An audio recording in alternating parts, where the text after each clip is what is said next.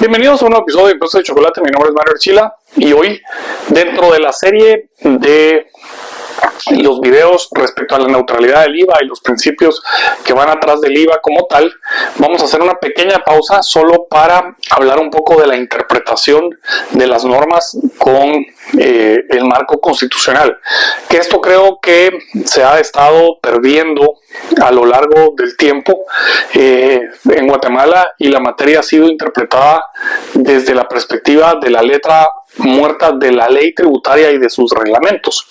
Y aquí creo que es importante considerar que no es la interpretación correcta que se le debe de dar a las normas tributarias. Así que no se vayan a ningún lado y los espero para este tema, que nos servirá para ir amarrando la neutralidad del IVA como tal, que es una interpretación que viene de los principios constitucionales. La Constitución es la norma suprema, eso es la estructura en la que está hecho nuestro sistema legal. Por lo tanto, ninguna norma puede violar un texto constitucional. Aquí lo importante de saber y de comprender es que una norma tampoco puede violar los principios que están dentro de la Constitución. Y esos principios son la razón por la cual la norma dice lo que dice.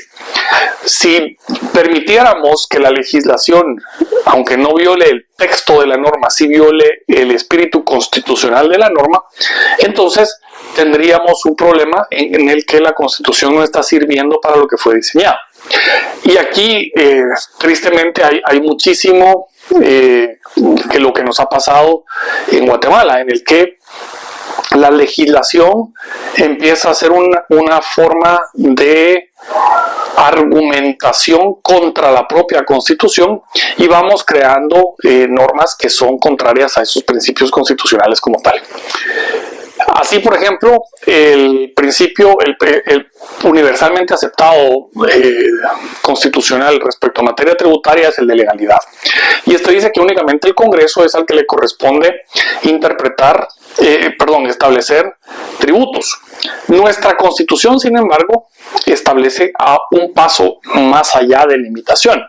No solo es el establecimiento de los tributos, sino que el que le corresponde al Congreso con exclusividad establecer las bases de recaudación.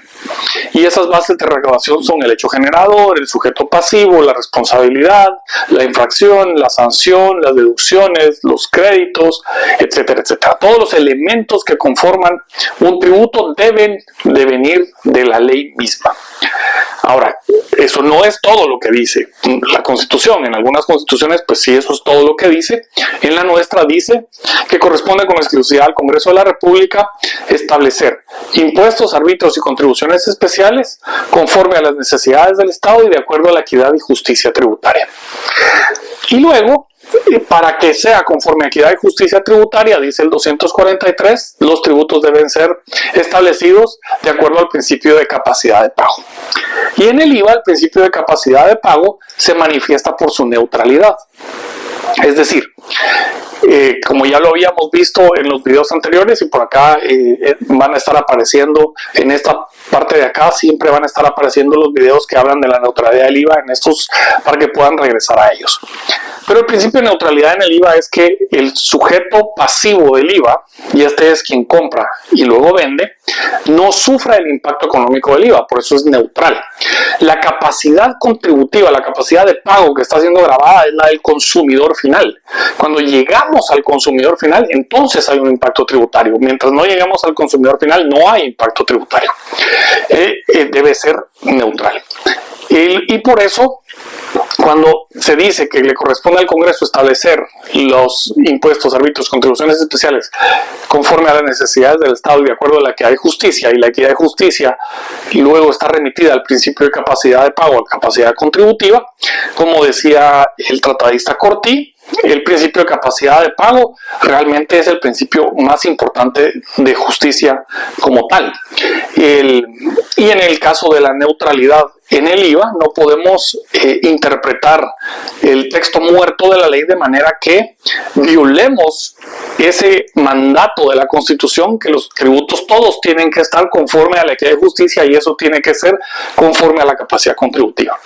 Entonces, si tenemos normas dentro del IVA que violan la neutralidad, tenemos normas dentro del IVA que violan ese texto constitucional de equidad y justicia y capacidad contributiva, porque violan el principio de capacidad contributiva en su manifestación de neutralidad que debe corresponderle al IVA. Cuando el IVA deja de ser neutral, deja de ser IVA, decía César García Novoa en alguna conferencia que tuve el gusto de escucharle. Por lo tanto, el principio constitucional debe ser protegido, y a pesar de que el Congreso haya establecido ciertas normas, no deberíamos de poderlas aplicar, o es más, deberíamos de poder desaplicarlas y considerarlas nulas ipso iure porque violan la Constitución, ya que no respetan ese principio de neutralidad. Sobre esto, entonces, vamos a seguir construyendo esta serie de videos. Este es el tercero o el cuarto ya, y lo vamos a ir analizando con las sentencias que podamos ir encontrando. Ya tenemos ahí algunas, ya les he mencionado algunas otras, pero pensé y estuve meditando sobre el asunto que era bueno hacer esta pausa para llevar el principio de neutralidad como un principio constitucional, ponerlo en la cúspide de esa pirámide y luego derivar y poder ir viendo si el texto legal en esta ley del IVA o en el reglamento del IVA realmente está atendiendo lo que la Constitución manda, porque la Constitución sí obliga a que todo tributo sea conforme a equidad y justicia, y la justicia tributaria se va a manifestar, esa equidad y justicia tributaria se van a manifestar si respeto el principio de capacidad contributiva, y en el IVA el principio de capacidad contributiva se respeta mientras el IVA sea neutral y no esté frente al fenómeno de ser en ese acto particular yo un consumidor final donde sí tengo que sufrir el impacto económico del tributo. Espero haber sido lo suficientemente claro en esto, en estos minutos. Estoy tratando de que los videos no sean muy extensos, pero que sí podamos ir construyendo, así como bloques pequeñitos, estos conceptos para ir entendiendo esas posibles violaciones que tenemos en nuestra ley, esas necesidades de mejorar nuestra legislación y necesidades de mejorar nuestra jurisprudencia constitucional respecto a los tributos y particularmente respecto al IVA. Me despido, espero que tengan un excelente 2024. Mi nombre es Manuel Chila y esto fue Impuestos y Chocolate.